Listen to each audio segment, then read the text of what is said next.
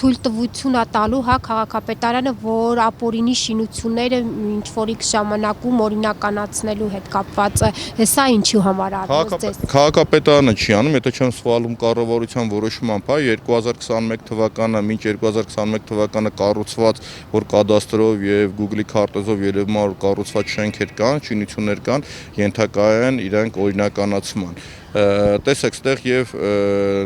նորմալ երևույթ կա, որովհետեւ կան մարդիկ, ովքեր 96 թվականին կամ չգիտեմ որ ժամանակվանից ունեն այդ մարդիկ օրինականացնեն, բայց ստեղ կա նաեւ ուրիշ խնդիր, որ պիտի դու համատեղես գլխավոր հատակագծի հետ, այսինքն 21-ը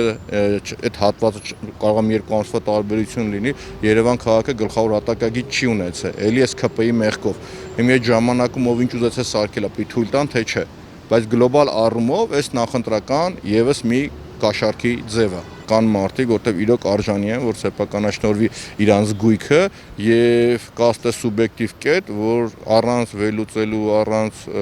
խորը հասկանալու թե որն է ենթակա, որը չէ, անթույլատրելի է։ Կան շենքեր, որ ես օրինակ իմ համար անթույլատրելի է եւ քաղաքի տեսքն են գցում եւ այդտեղ բերել են իրանց ճաշակով, չգիտեմ ինչ են սարքել, օրինակ դա էլ է անթույլատրելի։ Ծառա, ժողովուրդ։